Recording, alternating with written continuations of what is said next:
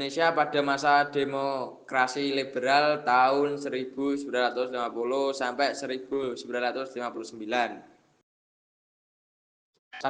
Latar belakang. Masa demokrasi liberal di Indonesia berlangsung setelah pengakuan kedaulatan oleh Belanda pada 27 Desember 1949 dan berakhirnya Republik Indonesia Serikat RIS sejak 17 Agustus 1950. Indonesia resmi menjadi negara kesatuan dan menerapkan UUD 1950 yang bercorak parlementer dalam sistem ini.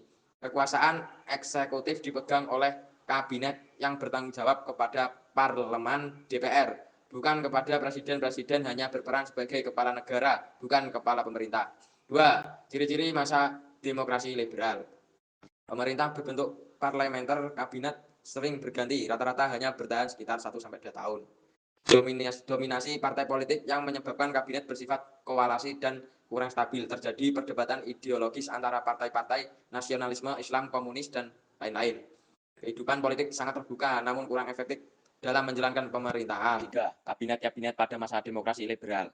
Beberapa kabinet penting dan singkat pada masa ini antara lain: Kabinet Natsir tanggal 6 September 1950 sampai 21 Maret 1921. Fokus pada pengembalian Irian Barat ke pangkuan RI dan penataan perekonomian nasional. Kabinet Sukiman tanggal 27 April 1951 sampai 3 April 1952. Kontroversial karena menandatangani Mutual Security MSA dengan AS. Kabinet Wilopo tanggal 3 April 1952 sampai 3 Juni 1953. Menghadapi krisis militer terkait pembatalan promosi dan perwira militer. Kabinet Ali Sastro Mijoyo 30 Juli 1953 sampai 12 Agustus 1955. Fokus pada persiapan pemilu 1955 dan politik luar negeri bebas aktif. Kabinet Burhanuddin Harahap 12 Agustus 1955 sampai 3 Maret 1956. Melaksanakan pemilu 1955 yang demokratis dan relatif adil. Kabinet Ali Sastro Mijoyo 20 Maret 1956 sampai 14 Maret 1957. Fokus pada pembatalan KMB dan nasionalise aset Belanda. Kabinet di Juanda tanggal 9 April 1957 sampai 5 Juli 1969. Kabinet karya yang menyatukan semua golongan politik untuk stabilisasi nasional.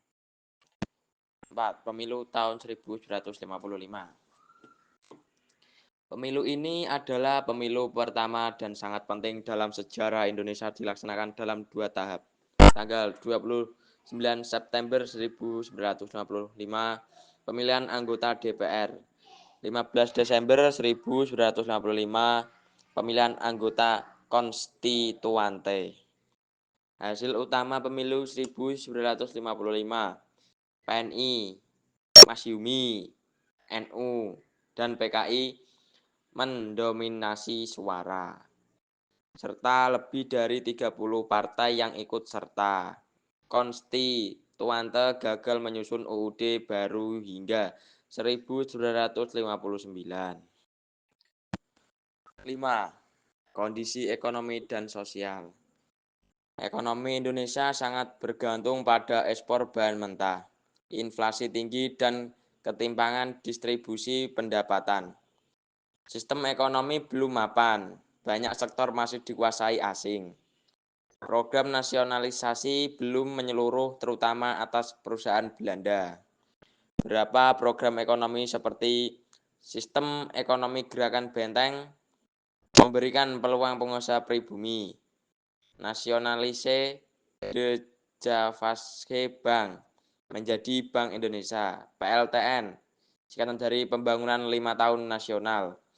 Rencana pembangunan yang dirancang sejak 1956. 6. Dekret Presiden 5 Juli 1959.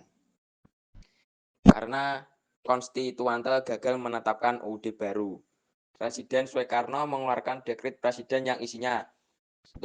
Pembubaran konstituante. 2. Kembali ke UUD 1945. 3. Pembentukan MPRS dan DPAS.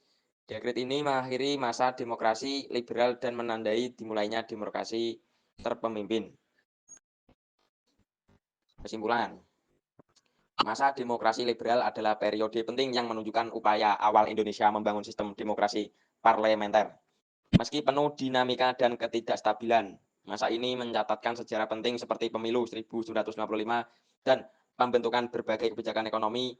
Namun, karena terlalu banyak partai dan kabinet tidak stabil, akhirnya sistem ini dinilai tidak cocok dan digantikan oleh sistem demokrasi terpemimpin melalui Dekret Presiden 5 Juli tahun 1959.